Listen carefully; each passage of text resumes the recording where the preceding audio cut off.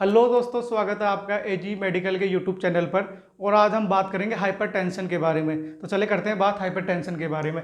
Hypertension, hyper का मतलब ज़्यादा और टेंशन का मतलब तनाव, ज़्यादा तनाव। अब ये ज़्यादा तनाव किसकी वजह से हो रहा है, कहाँ हो रहा है, ये चीज़ हमारी सोचने योग्य है। तो बात करते हैं हाइपरटेंशन में।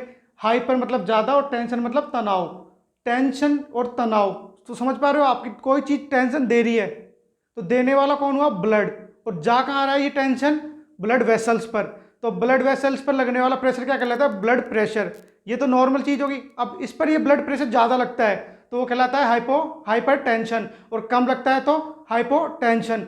तो आइए इसके बारे में पढ़ते हैं। Elevation of the systolic pressure above 140 mm of Hg and diastolic pressure above 90 mm of Hg।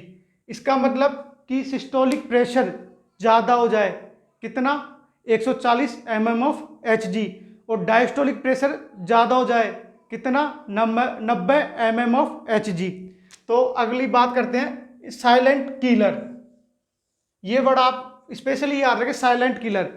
Hypertension को साइलेंट किलर कहा जाता है। क्यों कहा जाता है, क्योंकि ये अपने वाइटल ऑर्गन होते हैं जैसे किडनी, ब्रेन, हार्ट, इनको डैमेज कर देता है बिना किसी पेन के, विदाउट पेन। ठीक है, तो अब बात करते हैं हम बीपी की। क्योंकि हम हाइपरटेंशन पढ़ रहे हैं तो हम बीपी की भी बात करेंगे, क्योंकि हाइपरटेंशन किसकी वजह से हो रहा है, क्यों हो रहा है, इस सब की हम बात करते हैं। बीपी क्या कहलाता है, ब्लड द्वारा ब्लड वेसल्स पे लगाया जाने वाला दाब ब्लड प्रेशर कहलाता है। ठीक है, अब ब्लड प्रेशर को हम नॉर्मली एक इक्वेशन के तौर में देखते हैं तो कैसे आता है, BP is equal to CO into TPR.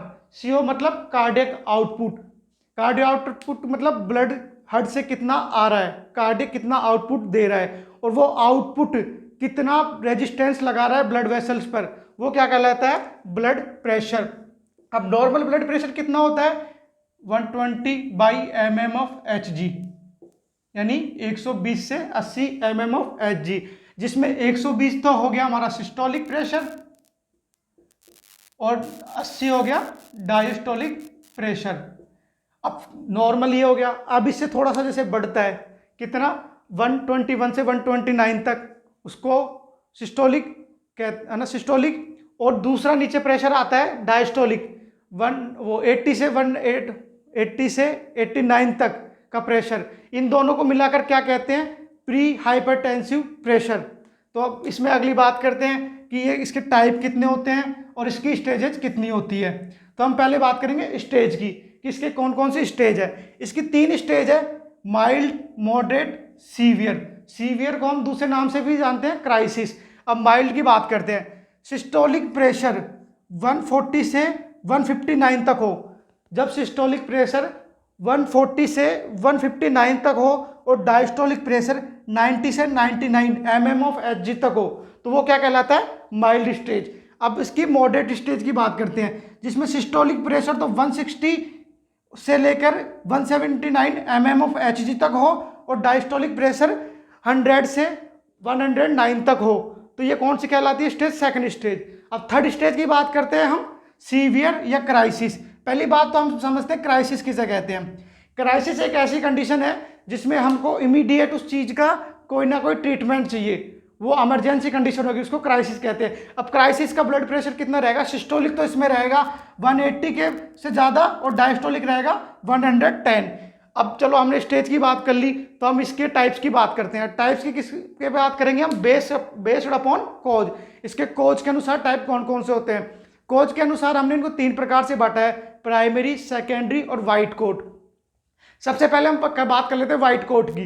White coat क्या होता है कि जैसे कोई पेशेंट आपके पास आया, वो घर से उसके ब्लड प्रेशर की प्रॉब्लम नहीं थी, उसका हाइपरटेंशन नहीं था, वो वाइट कोट यानी डॉक्टर या नर्सेज स्टाफ को देखकर उसका मन ऐसे नोजिया की जैसे उसका वो मन हो जाएगा और उसको एंजाइटी होने लग जाएगी, जिसके वजह से उसका नॉर्मल टाइम, एक छोटे से टाइम पीरियड के लिए हाइपरटेंशन हो जाता है। तो वो कहलाता है वाइट कोट हाइपरटेंशन।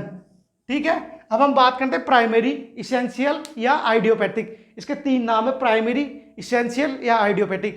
आइडियोपैथिक इसलिए कहते हैं, आइडियोपैथिक वर्ड का मतलब है जिसका कोई कोज ना हो, अननोन कोज या नो स्पेसिफिक कोज। तो इसमें प्राइमरी सबसे ज़्यादा केसेस में पाया जाता है हाइपरटेंशन में। इसमें 90 से 95% केसेज एशियन कंट्री है, अदर कंट्रीज में भी सबसे ज़्यादा पाए जाते हैं इसके प्राइमरी के। और सेकेंडरी हाइपरटेंशन, सेकेंडरी हाइपरटेंशन वह हो गई जिसका कोई सेकेंडरी कोज हो।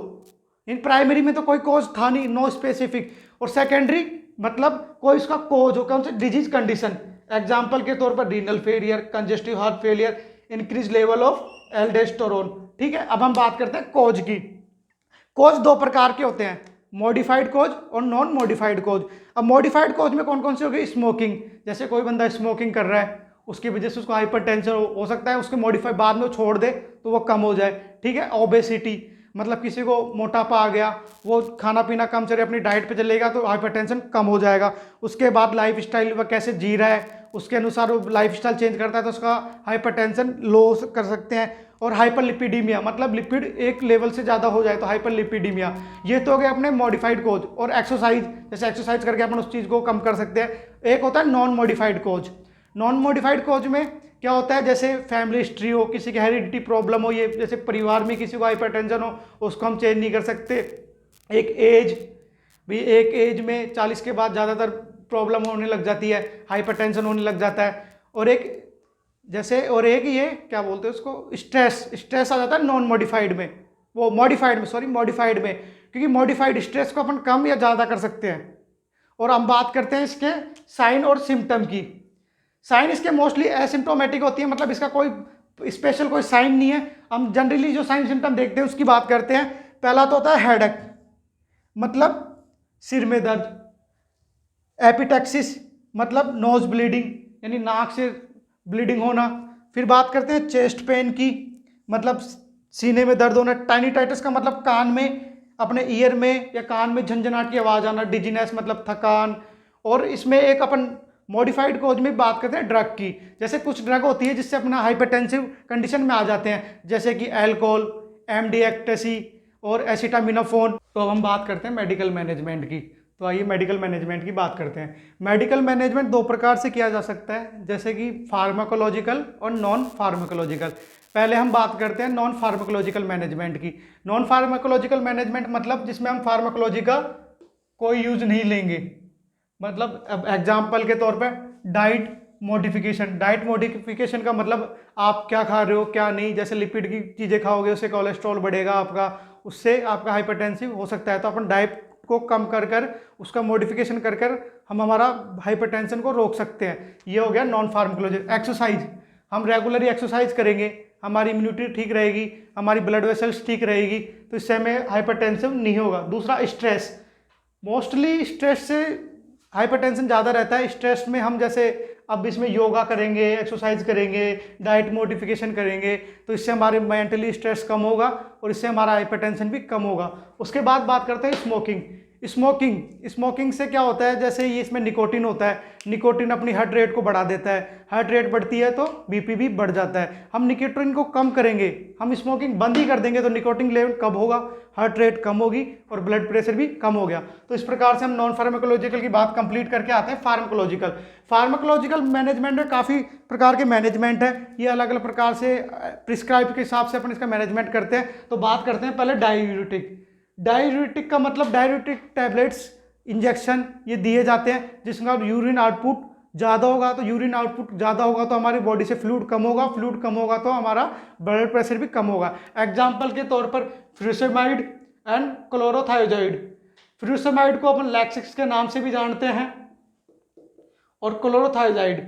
और अगला इसके बाद आता है बीटा ब्लॉकर। बीटा ब्लॉकर क्या करेगा, बीटा ब्लॉकर बीटा मसल्स को, बीटा रिसेप्टर को ब्लॉक कर देगा। बीटा रिसेप्टर को ब्लॉक करेगा तो हार्ट रेट कम होगी और बीपी भी कम होगा। और हमारा गोल क्या है, बीपी को कम करना। अब बीटा ब्लॉकर में कौन कौन सी ड्रग आती है, मेटेप्रोपेनॉल, एटनेलॉल, प्रोप्रेनॉल, लेबेटालॉल। लेबेटालॉल अल्फा में भी आती है और बीटा में भी आती है। और ये जो प्रेग्नेंट लेडी होती है उसके लिए ड्रग ऑफ चॉइस कौन सी रहती है प्रेगनेंसी के टाइम, लेबेटालॉल। उसके बाद बात करते हैं हम कैल्शियम चैनल ब्लॉकर। तो कैल्शियम चैनल ब्लॉकर में क्या होता है कि ये हमारी स्मूथ मसल्स को ब्लॉक करता है, तो जिससे क्या होगा, हार्ट रेट कम होगी और बीपी भी कम होगा। एग्जाम्पल के तौर पर निफिडिपिन, एम्लोडोपिन। ठीक है, उसके बाद करते हैं एसी इनहिबिटर की। एसी इनहिबिटर की फुल फॉर्म होगी एसी की एंजियोटेंसिन कन्वर्टिंग एंजाइम। इसमें क्या होता है कि जो हम ड्रग देंगे वो एंजियोटेंसिन फर्स्ट को एंजियोटेंसिन सेकंड में कन्वर्ट होने से रोक देगी। तो इसका एग्जांपल हो गया कैप्टोप्रिल, रेमिप्रिल, रानिप्रिल। उसके बाद करते हैं हम अल्फा ब्लॉकर की। अल्फा ब्लॉकर क्या करेगा कि अल्फा रिसेप्टर को ब्लॉक कर देगा। अब अल्फा रिसेप्टर को ब्लॉक करेगा तो हमारा हार्ट रेट कम होगी, तो बीपी भी कम होगा, और हमारा गोल क्या है, बीपी कम करना। तो अब अल्फा ब्लॉकर के एग्जांपल की बात करते हैं तो टेराजोसिन, पैराजोसिन एक्सेट्रा। और भी प्रकार की इसमें मेडिसिन होती है, तो हम अगले चैप्टर में कभी बात करेंगे।